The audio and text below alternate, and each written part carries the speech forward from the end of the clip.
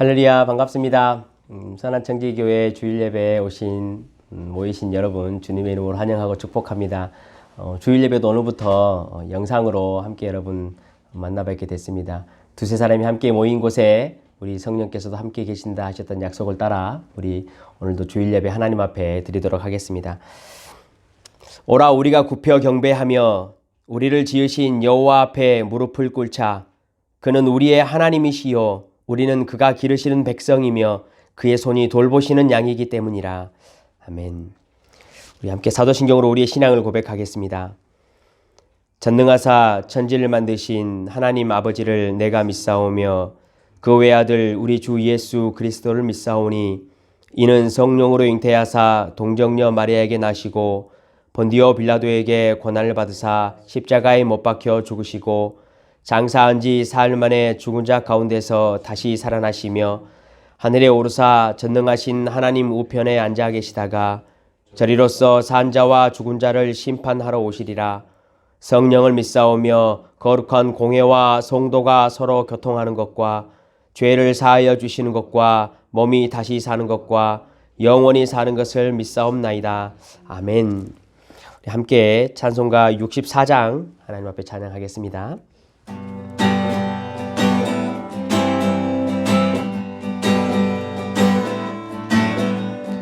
기뻐하며 경배하세 영광의 주 하나님. 주 앞에서 우리 마음 피어나는 꽃 같아 죄와 슬픔 사라지고 의심 구름 거치니 변함없는 기쁨의 주 밝은 빛을 주시네. 땅과 하늘 만물들이 주의 솜씨 빛내고 별과 천사 노래소리 끊임없이 드높아 물과 숲과 산과 골짜 들판이나 바다나 모든 만물 주의 사랑 기뻐 찬양하여라. 우리 주는 사랑이요 복의 근원이시니 삶이 기쁜 샘이 되어 바다처럼 넘치네. 아버지의 사랑 안에 우리 모두 형제니 서로 사랑하게 도와주시옵소서. 새벽별의 노래 따라 힘찬 찬송 부르니 주의 사랑 줄이 되어 한맘 되게 하시네. 노래하며 행진하여 싸움에서 이기고 승전가를 높이 불러 주께 영광 돌리세. 아멘.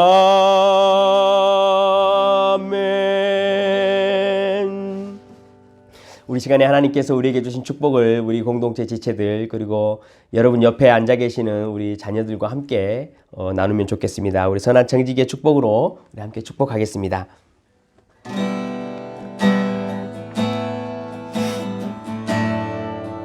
여호와는 내게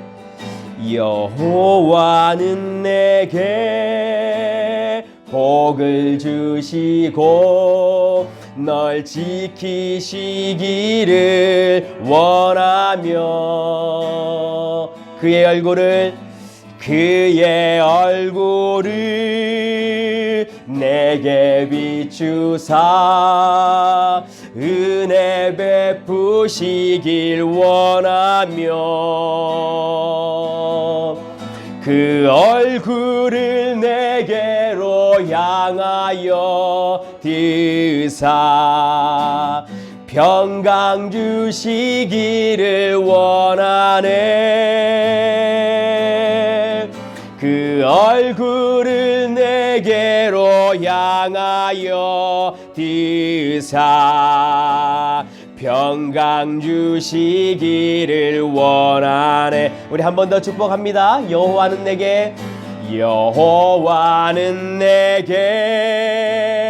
복을 주시고 널 지키시기를 원하며 그의 얼굴을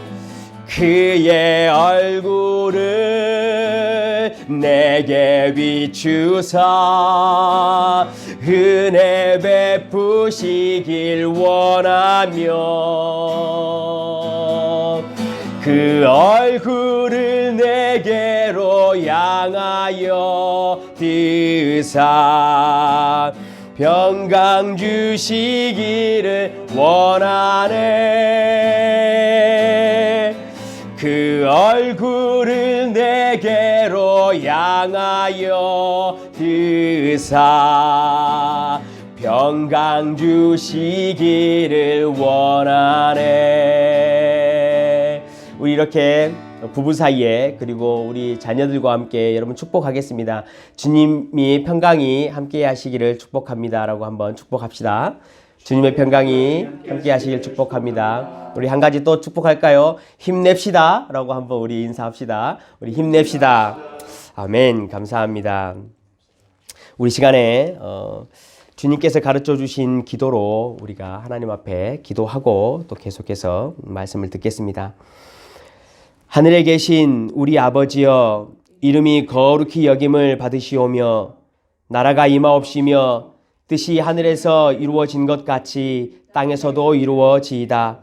오늘날 우리에게 일용할 양식을 주옵시고 우리가 우리에게 죄 지은 자를 사하여 준 것 같이 우리의 죄를 사하여 주옵시고 우리를 시험에 들게 하지 마옵시고 다만 악에서 구하옵소서. 대개 나라와 권세와 영광이 아버지께 영원히 있사옵나이다. 아멘. 감사합니다. 하나님께서 주신 말씀을 우리 함께 보겠습니다. 오늘 두 군데를 또 함께 보겠습니다. 출애굽기 20장 13절 말씀하고 마태복음 5장 21절 22절을 같이 보겠습니다.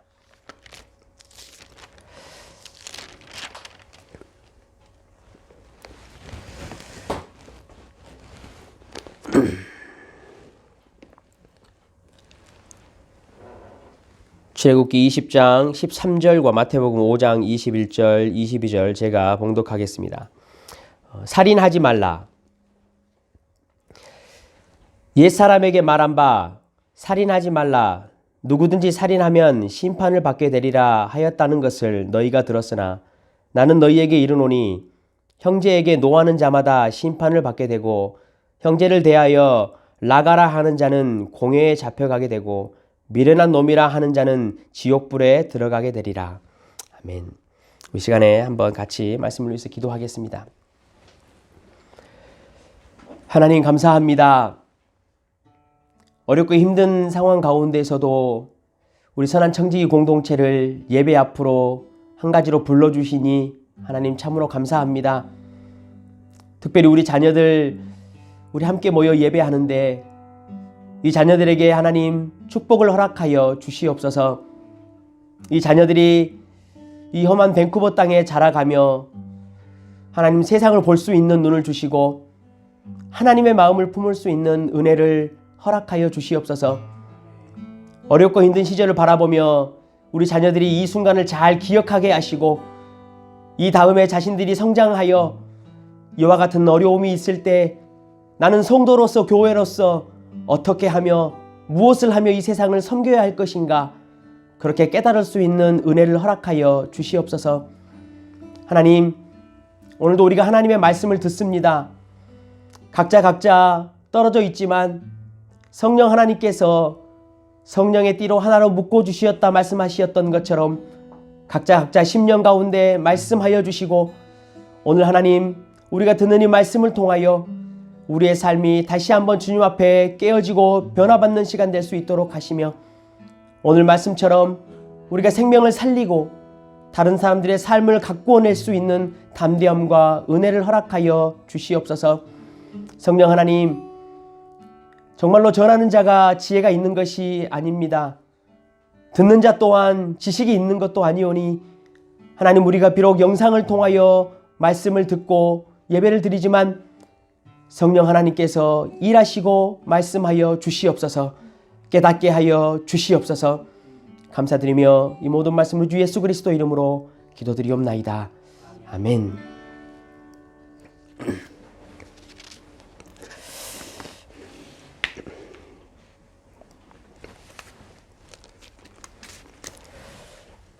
고대 이집트에서부터 그리스 로마의 문화까지 여러분 보시면 그 시대를 통치했던 통치 세력들은 항상 만신전이라는 것을 만들었습니다. 만신전이 무엇이냐면 말 그대로 많은 신들을 이렇게 한 신전을 건설한 이후에 거기 모아가지고요, 서열을 나누었어요. 서열별로 신들을 숭배하는 것이죠. 왜 만신전을 이 사람들이 통치자들이 만들었을까요? 우리가 이계명에서 말한 것처럼 신을 조정하는 것입니다. 자신들이 원하는 곳에다가 이러한 신들을 위치를 시켜놓고 자신들이 원하는 복을 원할 때마다 가서 빌어서 그 복을 받기 위한 그러한 조치인 것이죠. 그런데요,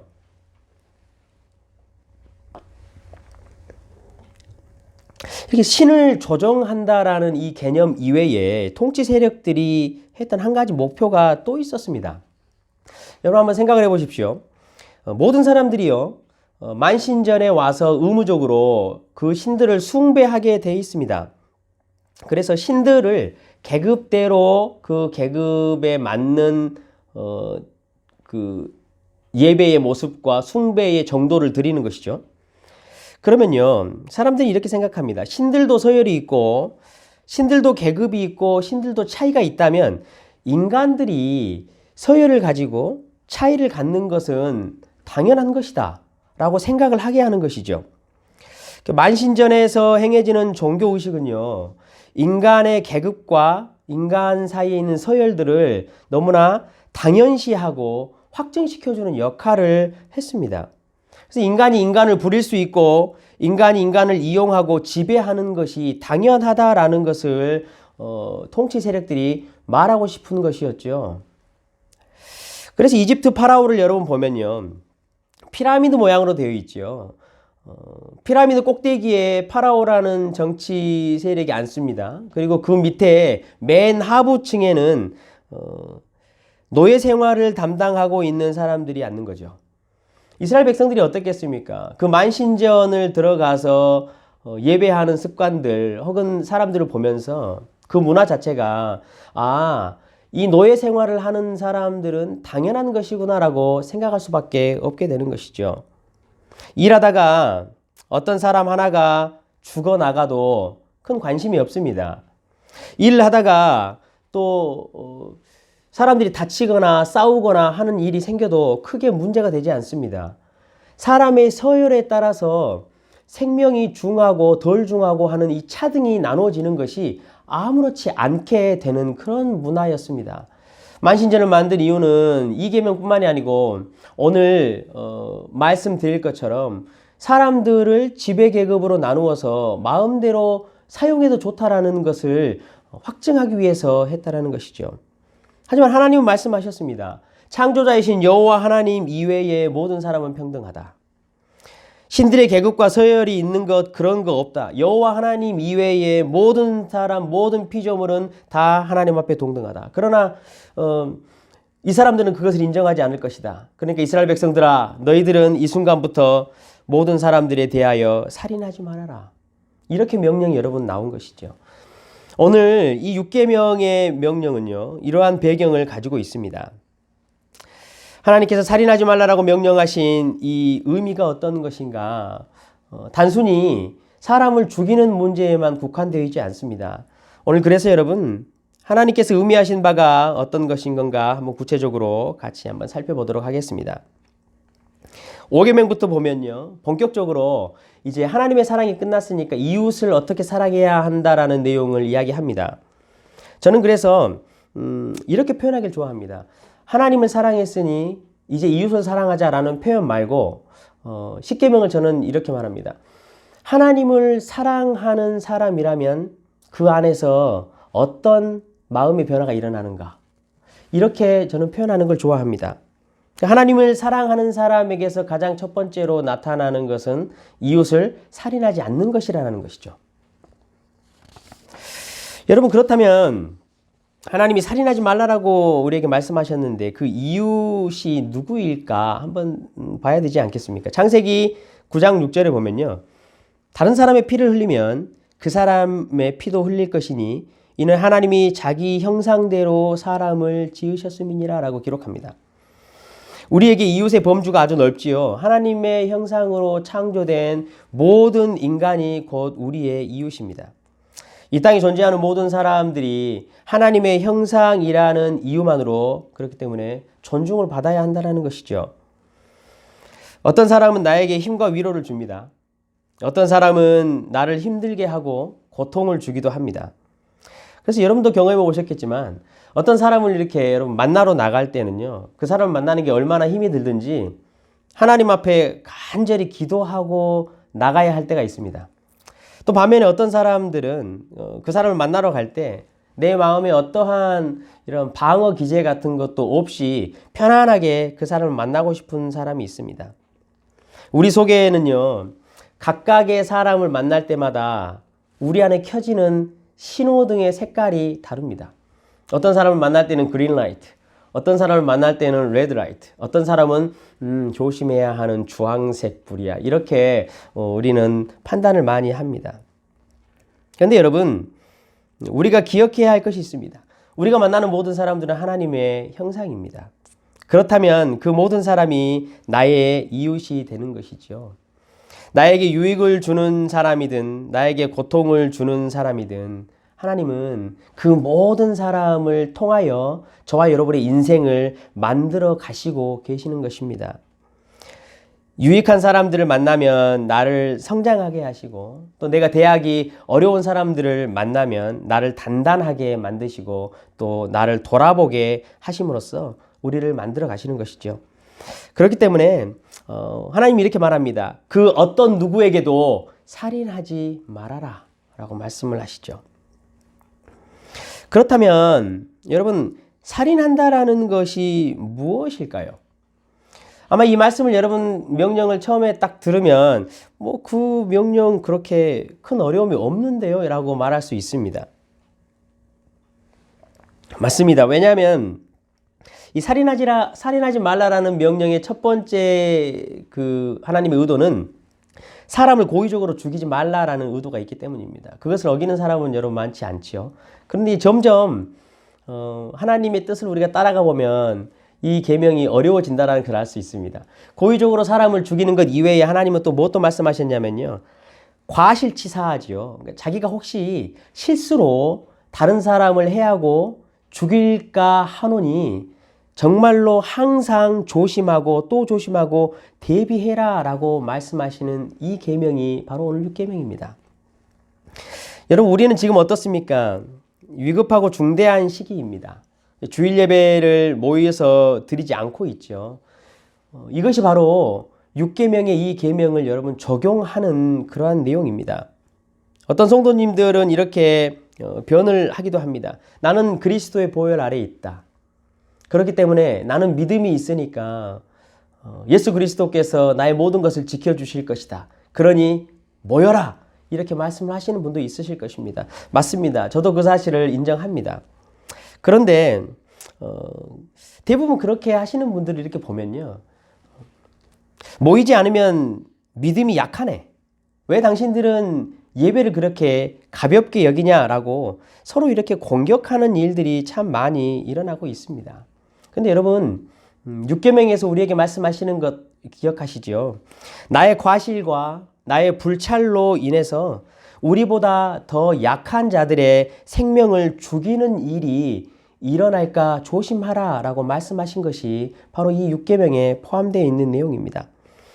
우리는 지금 하나님께서 우리에게 명하신 6번째 이 계명, 이것을 순종하는 것입니다. 이것이 여러분 참된 믿음이지요. 사실 예수님은요, 살인하지 말라라는 계명을 오늘 마태복음에서 읽어보셨듯이 더 확장되게 우리에게 말씀을 하셨습니다. 예수님께서 이 말씀을 하신 것을 들어보면 이 계명이 이제 얼마나 힘들고 어려워진다라는 것을 여러분도 느끼실 것입니다. 예수님이 이렇게 말씀하십니다. 형제에게 노하는 자, 형제에게 라카라고 하는 자. 라카라고 하는 것은 여기서는 이제 돌대가리라는 의미예요. 돌대가리.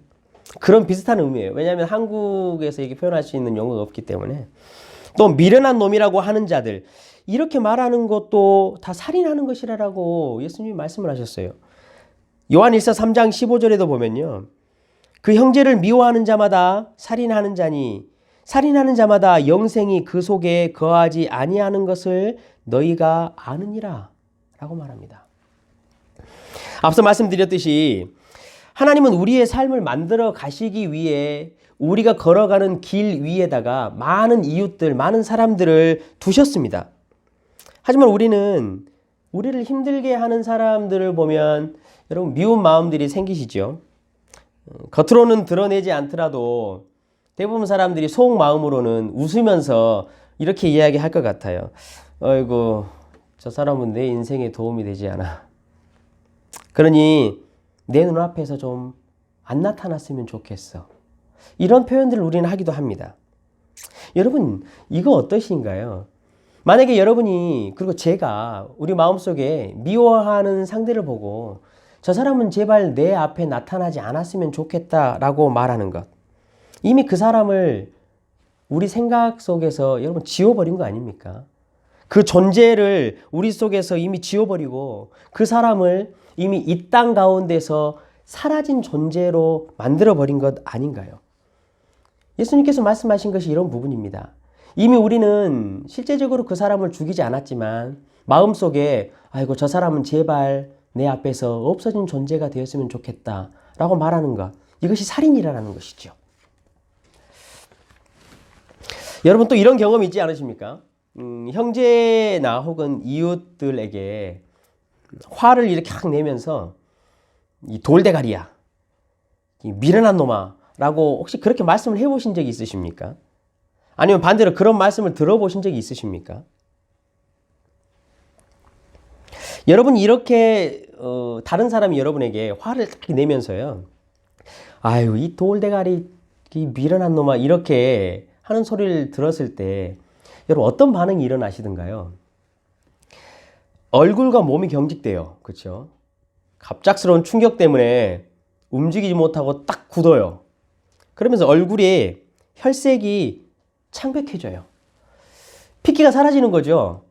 조금 화가 나면요 얼굴이 울그락불그락해지거든요. 그런데 그 수준을 넘어서면 우리는 얼굴이 창백해져요. 얼마나 화가 나든지.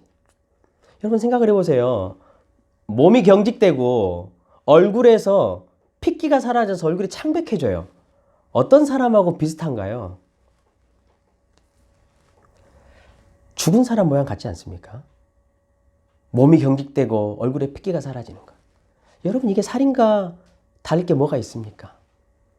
그래서 형제에게 노하면서 야 이 돌대가리 같은 놈아 미련한 놈아 어떻게 내가 이렇게 일을 할 수 있냐라고 말하는 것은 그 상대편을 여러분 거의 죽이는 것과 여러분 진배 없다라는 것이죠.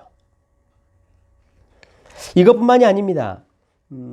오늘 우리가 우리 속 사람들을 솔직하게 한번 이렇게 돌아봤으면 좋겠어요.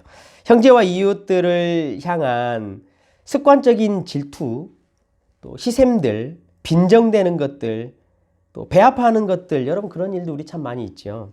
자기보다 잘 되면 혹은 좋은 일이 내 이웃에게 일어나면 이상하게 우리는 조금 억울합니다. 왜 저 사람이지? 왜 나는 아니지? 라는 생각이 들지요. 그래서 본능적으로 우리 속에서 무슨 일이 일어나냐면요. 그 사람이 맞닥뜨렸던 좋은 일과 행운들을 깎아내는 것을 시작해요. 그 안에 있는 단점들을 찾기 시작한다는 것이죠.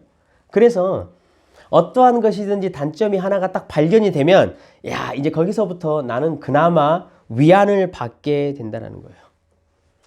마음으로 축하해주면 여러분 얼마나 좋겠습니까?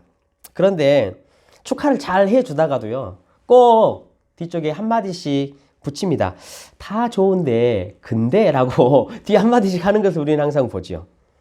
야, 그 대학 가서 참 좋은데, 근데 그 대학 나와도 취직이 안 된다더라. 뭐 이런 단점들을 꼭 한마디씩 내뱉어야 자기 스스로 위안을 받는 것 같습니다. 아유, 집을 사서 정말 좋겠어. 야, 참 아름답고 좋다. 근데 위치가 별로 좋지 않아. 뭐 이런 말들 있죠.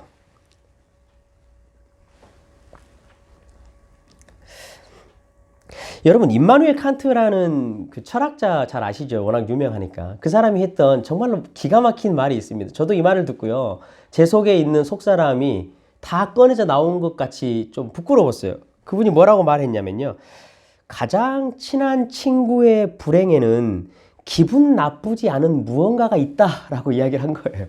그러니까 상대가 어땠든지 자기와 가장 친하든지 친하지 않든지 상관없이 불행을 당하면 기분 나쁘지 않은 무언가가 이 안에 있다라는 거예요. 여러분, 이게 우리 인간인 것이죠. 가인이 아벨을 여러분 왜 죽였을까요? 이런 시기와 질투 때문이죠. 한번 생각을 해보십시오, 여러분. 가인은 장자였습니다. 아벨은 차자였어요. 아담과 하와가 첫 아들인 가인을 낳고 얼마나 많이 사랑했을까요? 여러분도 자식들을 낳아보시면 아시죠? 첫 아이에 대한 사랑이 얼마나 큽니까? 그 이름도 한번 보십시오. 가인은요, 그 이름의 뜻이 얻었다라는 뜻이에요. 아벨은 이름이 허무함이라는 뜻이에요. 그러면 여러분, 가인과 아벨 중에 누구의 인생이 더 힘들었겠습니까? 누가 더 복을 많이 받은 자 같습니까? 누구의 인생이 더 가치가 있는 것처럼 보이십니까? 그런데요, 하나님이 아벨과 그 제물을 받으셨어요. 곰곰이 생각을 했어요. 물론 이제 제사의 모양과 예배 모양이 달라서 그랬다라는 것을 우리는 잘 알고 있죠. 그런데 이렇게도 여러분 생각해 보세요. 아벨의 인생이요, 이름조차도 허무함이고요, 차자로서 형보다 많은 대우를 받지 못했어요. 그렇다면 하나님의 입장에서는 혹시 이 아벨의 인생을 위로해 주시기 위해서 그렇게 그 제물과 아벨을 받아주신 것은 아닐까? 하나님이 그 인생의 허무함과 그 인생의 어려웠던 굴곡을 한번 평안을 주시고 안아주시기 위해서 그렇게 하신 건 아닐까? 그런데요, 가인은 아벨이 받은 이러한 은혜와 위로를 견디지를 못했어요. 왜냐하면 자기는 못 받았는데 자기 동생이 받았기 때문이죠. 하나님을 죽이고 싶었던 것 같아요. 근데 하나님을 죽이지 못하니까 하나님으로부터 은혜를 받은 자기 동생을 죽인 것이지요. 사랑하는 성도 여러분, 우리의 이런 이기적이며 우리만을 생각하는 것, 상대의 기쁨을 함께 누리지 못하는 것, 이러한 모든 마음들이 예수님께서 말씀하신 살인하는 마음이 아닐까 여러분 생각합니다. 그런데요, 사실 살인하지 말라라는 이 계명의 핵심은요, 우리에게 조금 더 적극적인 순종을 요구하고 있습니다. 이게 무슨 말이냐면요, 단순히 살인하지 말라라고 해서 그것에서 멈추는 것이 아니고 우리에게 이웃과 형제들의 위험이 있거든, 이웃과 형제들이 고통을 당하거든, 이웃과 형제들이 어려움이 있거든 그들을 도우라라는 명령이에요. 적극적으로 명령을 하신 것이지요. 그들의 생명을 살리고 그들의 삶을 가꿀 수 있는 일을 너희들이 해야 한다라고 명령을 하시는 것입니다. 우리 젊은 청년들과 학생들 게임 많이 하시지요. 특히 요즘에 가장 인기 있는 게임들 보면 사람들을 많이 죽이는 게임들이 참 많아요. 살인하는 게임들이 많지요. 우리는 이런 게임들로부터도 우리 자녀들과 사람들을 여러분 반드시 지켜야 합니다. 우리 예배를 드리고 있는 학생들과 우리 청년들에게 제가 간곡히 말씀드립니다. 여러분, 지금 혹시 살인하는 게임을 하고 있거나 무엇을 죽여내는 게임들을 하거나 여러분 그런 것이 있다면 지금 당장 멈추시기 바랍니다. 여러분, 제가 이렇게 말하면 그 청년들과 학생들은 이렇게 말할지 모르겠어요. 목사님, 아니 우리도 스트레스가 많이 쌓여요. 그래서 그 스트레스라도 좀 한번 풀어보고 싶은데 그것까지 못하게 하면 어떻게 하세요? 라고 말할지 모르겠는데 청년 여러분, 학생 여러분 한번 생각을 해보세요. 사람을 죽이고 사람을 잔인하게 잘라내면서 피가 튀는 것을 보고 스트레스가 풀린다라는 것이 여러분 얼마나 무서운 일입니까?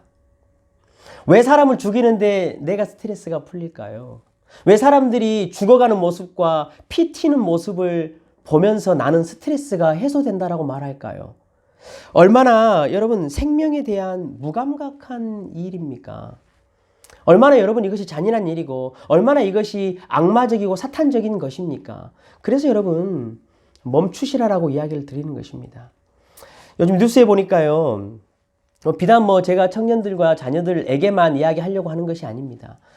그런데 뉴스에 미국의 청년들이요. 코로나 바이러스로 인해서 모든 사람들이 서로 격리를 하고 사회적 거리 두기를 하고 있는데 젊은 청년들 자신들은 상관이 없다라고 이야기를 해요. 상관이 없다라고 말하면서 우리는 우리의 인생을 오늘 하루 즐기는 것이면 된다라고 이야기를 하는 모습을 보면서 이 친구들이, 이 젊은이들이 어떤 생각을 갖고 있는지 너무나 안타까웠어요.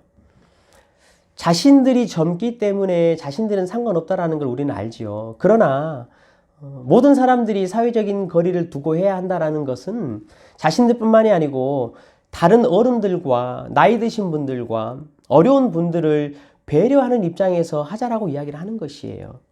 그래서 여러분, 우리 젊은이들 사이에서 혹 그런 사람을 죽이고 피를 튀기는 그러한 영상들 때문에 우리 젊은이들이 그리고 학생들이 생명을 귀하게 여기는 그런 가치의 전도가 일어난 것이 아닌가. 그래서 생명을 너무나 쉽게 다루는 것이 아닌가 하는 그런 걱정을 합니다. 죽이는 일은요, 여러분 그렇기 때문에 그 모양까지 버려야 합니다. 이게 율계명에 하나님께서 말씀하신 명령입니다. 성도는 단순히 죽이지 않았으니까 됐다라는 것을 넘어서야 합니다. 성도는 정말로 살리는 일을 하는 것이 성도입니다. 여러분, 스트레스가 쌓이시는가요?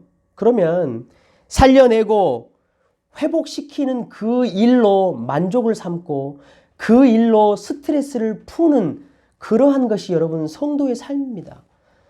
사람을 죽이는 것으로 스트레스를 여러분 해소하는 것이 아니고 사람을 살려내는 일로 스트레스가 해소되어야 정말로 우리는 창조의 삶으로 돌아가는 것이고 인간이 인간답게 살아가는 것임을 저와 여러분이 잘 기억했으면 좋겠습니다.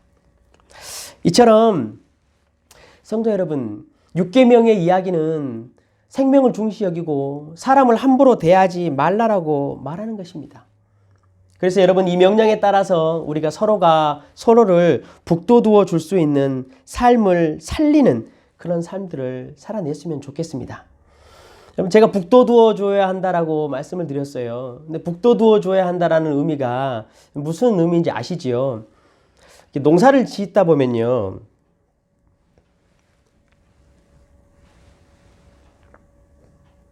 농작물을 심으려면 먼저 고랑을 파고 흙을 이렇게 돋아요. 그래서 거기 위에다가 고추가 되었든지 이렇게 식물을 심거든요. 그러면요, 이 식물이 자라다가 비바람이 치고 이렇게 비가 많이 오고 태풍이 이렇게 불면요, 뿌리가 그 흙 속에서 이렇게 드러나요. 왜냐하면 흙이 쓰러져 내려가기 때문이죠. 그렇게 식물이 위험에 처해 있을 때에 옆에 있는 흙을 끌어다가 그 식물의 뿌리를 덮어주는 것, 이것을 우리는 북돋아 준다라고 표현을 해요. 사랑하는 성도 여러분, 우리는 지금 어려운 시기를 보내고 있습니다. 우리가 눈을 들어서 우리 주변을 한번 돌아보고 삶 가운데에서 자신의 뿌리가 바깥으로 드러나 버릴 정도로 비바람과 창수에 힘든 사람들이 있으면 우리가 가서 그들을 북돋워 줄 수 있는 이런 시기가 되었으면 좋겠습니다. 여러분, 그런 것이 율계명에 말씀하신 살인하지 말라라는 계명입니다. 마지막으로 여러분, 이 시기에 우리가 정말로 중요하게 살려내는 일, 그것이 어떤 것인가를 살펴보고 말씀을 정리하려고 합니다.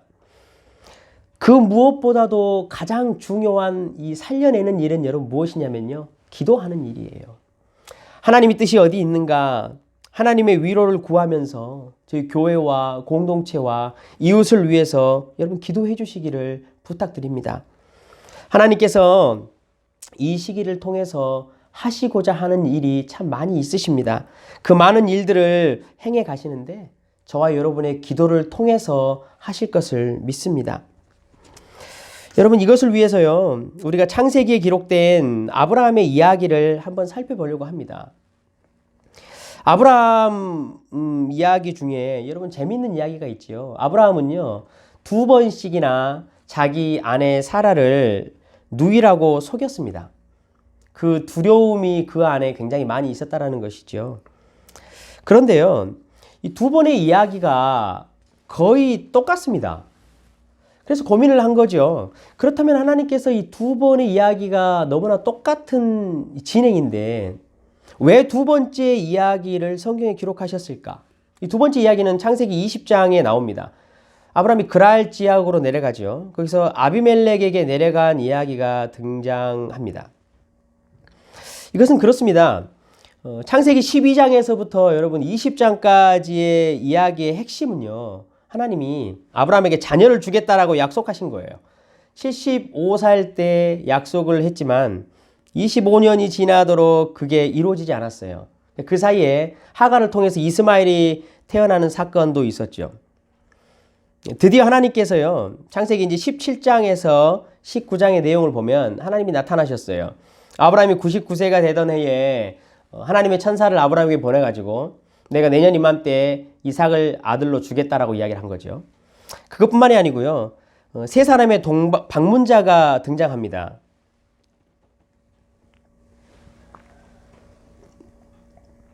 그 방문자 또한 이삭을 주실 것이다 라고 확인을 해 주셨어요. 자, 이제요. 17장에서 19장까지 이삭을 자녀를 주겠다라고 약속했던 하나님의 이 약속을 그렇다면 하나님께서는 어떻게 성취하실까라는 게 우리에게 질문이 남지요. 하나님이 이 약속을 어떻게 성취하실 것인가를 가르쳐 주기 위해서 20장 아비멜렉 이야기가 여러분 기록된 것입니다. 내용을 보면 이렇죠. 아비멜렉에게 아브라함이 또 자기 아내를 속여서 누이라고 했어요. 20장 18절의 내용을 보시면요. 그랄 왕 아비멜렉이요. 아브라함의 아내를 취해 간 것 때문에 하나님께서 아비멜렉 집안의 모든 태를 닫으셨어요. 그걸 여러분 아시죠? 그러고 나서요. 20장 7절에 보면요. 하나님께서 아비멜렉에게 이렇게 이야기를 하셔요.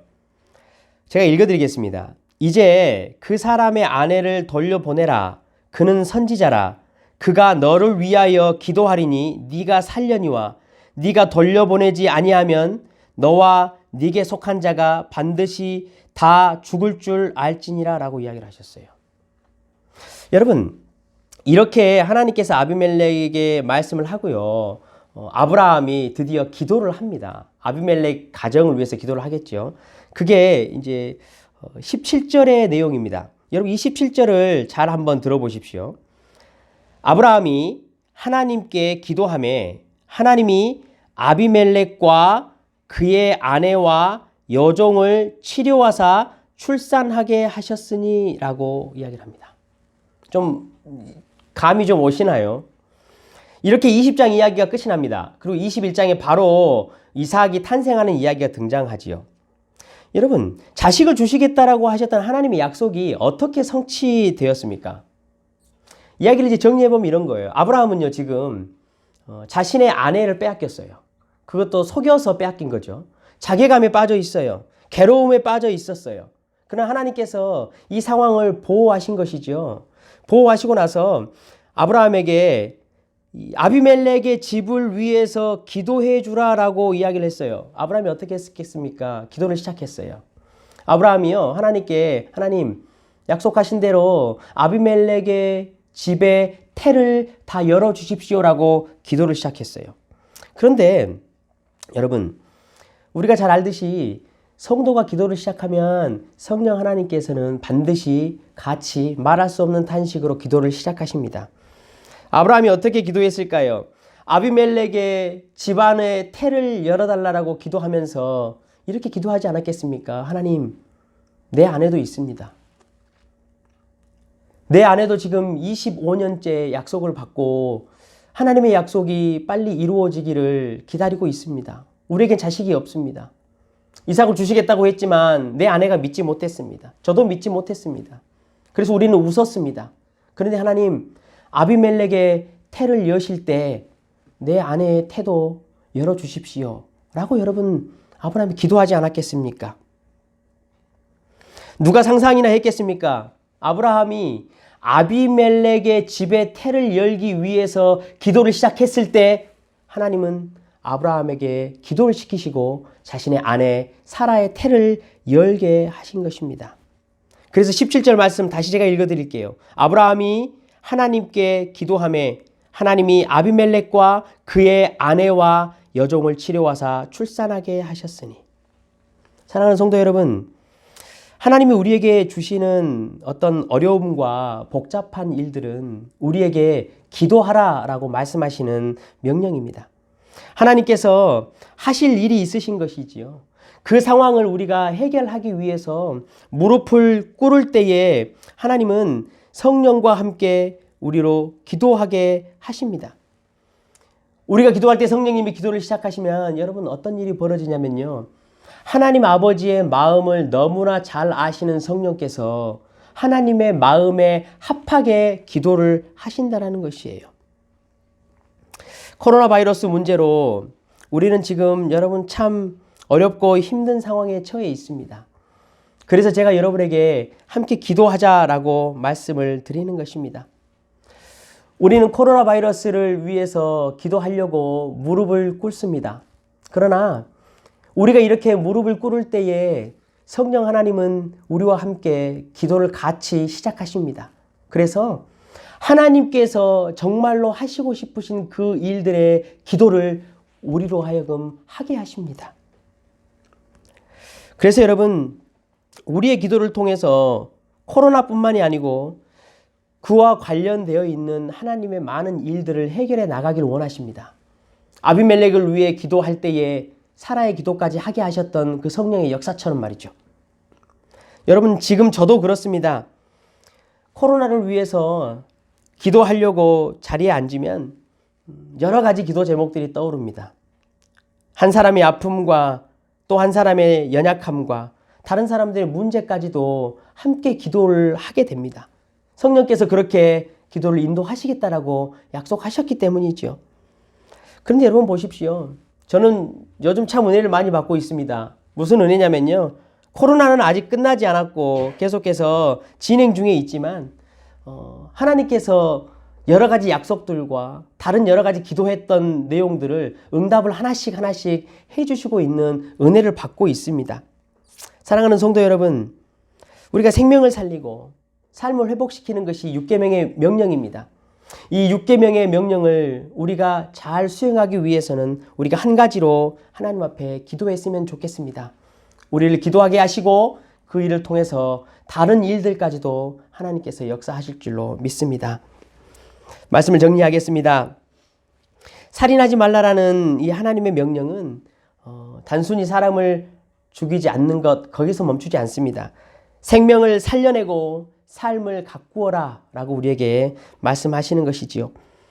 그래서 저와 여러분이 형제와 이웃을 미워하는 마음, 시기하는 마음, 그런 마음들과 잘 싸워서 이겨냈으면 좋겠습니다. 그러면서 우리 공동체와 이웃들을 여러분 잘 한번 돌아보시고 서로가 서로를 북돋워 줄 수 있는 그런 시즌이 되었으면 좋겠습니다. 무엇보다도 서로를 위해서 그리고 이웃과 사회와 세계의 열방을 위해서 저와 여러분이 간절히 기도했으면 좋겠습니다. 현 상황을 우리가 마음에 딱 품고 하나님 앞에 간절히 기도드렸을 때 하나님께서 그 코로나 문제뿐만이 아니고 다른 연관된 많은 문제들 또한 우리의 개인적인 것이든 교회적인 것이든 하나님께서 응답하고 해결해 주실 줄로 믿습니다.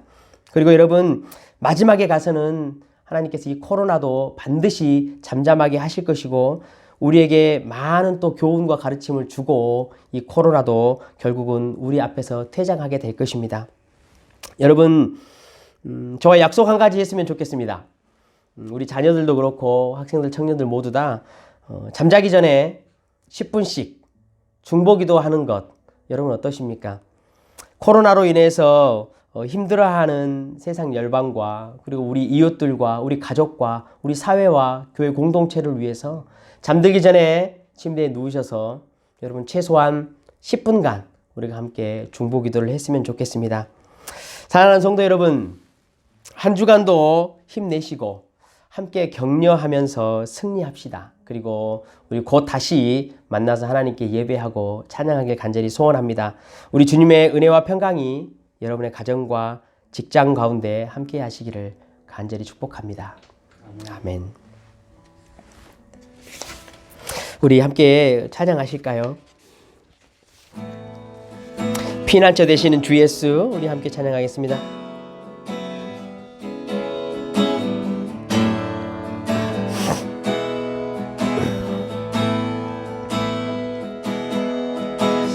피난처 되시는 주 예수, 영원한 승리의 왕, 주님의 얼굴을 구할 때 주의 빛 비추시네.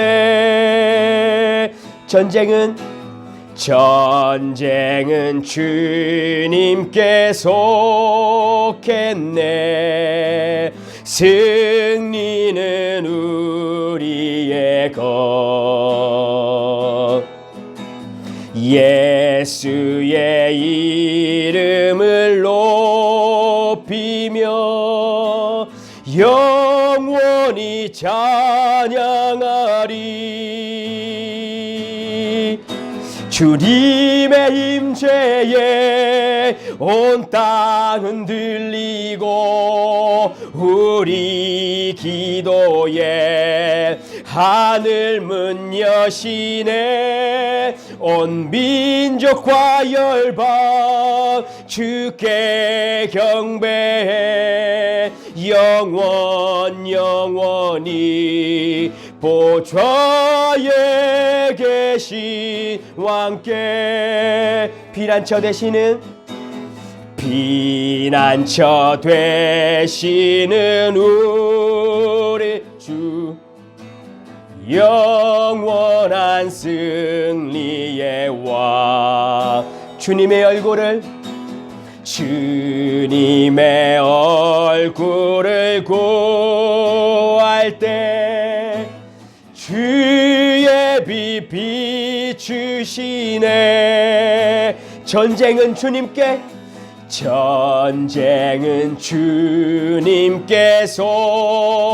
속했네. 승리는 우리의 것. 아멘. 예수의 이름을 높이며 영원히 찬양하리. 주님의 임재에 온 땅은 들리고 우리 기도에 하늘 문 여시네. 온 민족과 열방 주께 경배해. 영원히 보좌에 계신 왕께 주님의 임재에 온 땅은 들리고 우리 기도에 하늘 문 여시네. 온 민족과 열방 주께 경배해. 영원히 보좌에 계신 왕께 주님의 임재에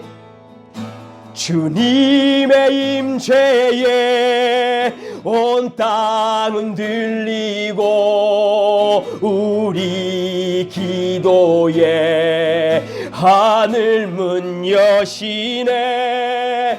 온 민족과 열방 주께 경배 영원여.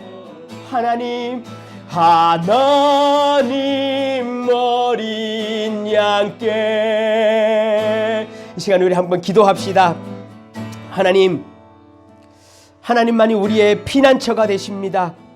주님만이 우리의 영원한 승리자이시고 전쟁이 주님 앞에 속해 있으니 이 어려운 시기에 우리가 믿음 위에 굳건히 서서 예수의 이름을 붙들고 믿음으로 승리할 수 있도록 해주십시오라고 여러분 기도하시고, 내가 생명을 살리는 일, 우리의 이웃과 공동체를 위해서 내가 기도하는 일을 이 한 주간 열심히 하겠습니다. 하나님, 우리 기도에 응답하여 주시고, 아브라함이 아비멜렉을 위해 기도할 때에 성령의 인도하심으로 사라의 태를 위하여 기도하였던 것처럼, 그것을 통하여 하나님께서 약속을 이루셨던 것처럼 우리가 기도할 때 하나님께서 원하시는 일들을 우리의 기도로 통하여 이루어 주십시오라고 기도하시고, 또 우리 자녀들과 또 코로나로 인하여 직장과 일터를 잃은 많은 사람들을 위해서 이 시간 우리 한 목소리 함께 기도하겠습니다. 기도합니다.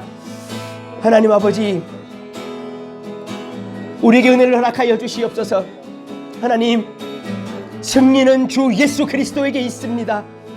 승리는 우리 주 예수 그리스도에게 있으니 우리가 오직 예수를 붙들 수 있는 은혜를 허락하여 주시옵소서. 우리에게 기도할 수 있는 힘과 은혜를 주시옵소서. 우리의 이웃을 위하여 기도하게 하시고, 하나님이여 이 나라와 이 땅과 세계 열방을 위해 기도하오니 성령 하나님, 우리의 기도에 응답하여 주시옵소서. 하나님, 직장을 잃고 일터를 잃은 주여 백성들을 위로하시고, 또 우리 자녀들, 하나님 우리 유학생 어머니들 학교를 보내지 못하여 마음 아픈 것이 많이 있습니다. 하나님 위로하여 주시고 일하여 주시옵소서. 우리가 서로를 더욱더 복돋워 줄 수 있는 은혜를 우리에게 허락하여 주시옵소서. 하나님, 우리가 시기하는 마음과 질투하는 마음을 버리고 형제와 자매를 미워하는 마음을 버리며 우리가 살려낼 수 있는 은혜를 주시옵소서. 복돋워 줄 수 있는 은혜를 허락하여 주시옵소서. 사람을 죽이며 살인하는 일 그 모양까지도 버리게 하시옵소서. 하나님, 성령 하나님 일하여 주시옵소서. 성령 하나님 코로나를 만져주시옵소서. 성령 하나님 우리 공동체 지체를 세워주시고 하나님 위로하여 주시옵소서. 위로하여 주시옵소서. 하나님 감사합니다. 우리에게 예수 그리스도를 보내시고 승리의 이름이 어떤 것인지 깨달을 수 있도록 은혜를 주시니 하나님 참으로 감사를 드립니다. 오늘 우리에게 말씀하셨던 말씀에 순종하여 이제부터 우리가 죽이는 것들은 그 모양까지도 버리게 하시고 형제를 미워하며 시기하며 질투하였던 것들을 다 내어버리고 하나님 우리의 속사람의 변화를 허락하여 주시옵소서. 우리가 이웃을 사랑하며 형제를 살려낼 수 있는 그 하나님의 계명에 순종할 수 있도록 우리에게 믿음 위에 믿음을 더하여 주시옵소서. 우리로 기도하게 하여 주시옵소서. 하나님, 아브라함을 기도시키셨습니다. 아비멜렉의 태를 열기 위해 그렇게 하신 것이나 성령께서는 그 기도를 통하여 사라의 태를 여시었지요. 하나님, 우리가 그것을 믿습니다. 우리가 코로나를 위하여 기도할 때에 하나님 코로나뿐만이 아니고 우리에게 허락하신 그 기도 제목들을 통하여 하나님 응답하여 주시옵소서. 우리가 알지 못하였던 것들, 우리가 깨닫지 못하였던 기도 제목들 하나님 우리에게 부어주시고 우리가 무릎을 꿇고 기도할 때에 그것조차도 하나님 응답하여 주시옵소서. 우리 공동체 지체들을 위하여 하나님 더욱더 기도하며 우리 공동체 지체들을 더욱더 북돋워 줄 수 있는 시즌이 되게 하시며 하나님 우리가 하나 되어 하나님의 나라를 만들어가는 귀한 시즌 되도록 축복하여 주시옵소서.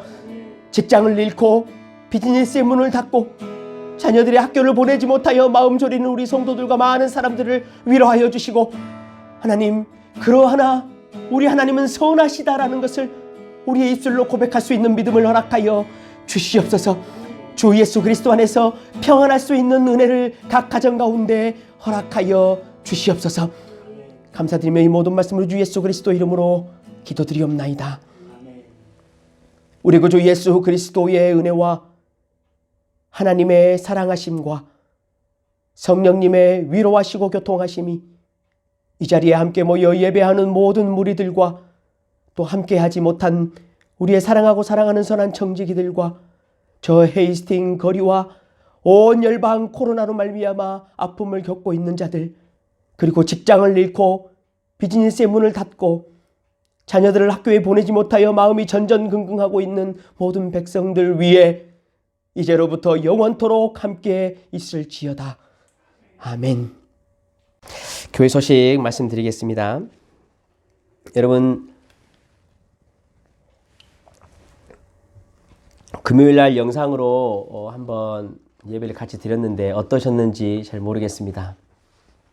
지금 이 공간에는요, 영상 녹화하는 공간에는요, 저하고요, 반주해 주시는 강도사님 계시고요, 저희 아내 있습니다. 그리고 김성기 집사님하고요, 최중봉 집사님 두 분 이렇게 오셔가지고 영상을 녹화하고 있습니다. 여러분, 본인들 시간도 바쁘실 텐데 오셔가지고 시간 내서 영상 촬영하고 도와주신 거 너무나 감사드리고, 힘든 시간이지만 한 달여 동안 함께 우리가 잘 예배를 만들어 갔으면 좋겠습니다. 11시에, 주일날 11시에 주일 예배 영상은 여러분 나갈 거고요. 금요일 저녁은 7시 반에 그렇게 나갑니다. 유튜브 채널을 검색하시면 여러분 좋겠고요. 또 링크도 따로 보내드리도록 하겠습니다. 선한 청지기 교회라고 한번 검색하셔서 나오시지 않으면 영어로 하셔야 됩니다. 여러분 영어 잘하시니까 Good Stewards S 붙이셔서요. 저희 교회 이름으로 하시면 여러분 나올 겁니다. 5월 2일까지입니다. 현재로서는 예배당 사용을 5월 2일까지 할 수가 없기 때문에 그때까지는 우리가 영상으로 주님 앞에 예배를 드리도록 하겠습니다. 두세 사람이 함께 모인 곳에도 성령님께서 함께 계시니까 여러분 예배 드릴 때 가족과 함께 모여서 경건한 마음으로 모여서 예배 드린 것과 같이 예배를 드리시면 여러분 참 좋겠습니다. 설교 때 잠깐 말씀드렸던 것처럼요, 우리 교회와 이웃과 우리 세상을 위해서 잠자기 전에 우리가 최소한 한 10분 정도 중보 기도를 했으면 좋겠습니다. 따로 기도하시는 분들이 있으시면 그분들은 그 스케줄에 따라서 각자 개인 기도하시고, 또 그러시 혹시 못하고 계신 분들은요, 주무시기 전에 한 10분 정도만 여러분 함께 이 세상을 위해서, 그리고 자녀들 또 여러 이웃들 위해서 같이 기도했으면 좋겠습니다.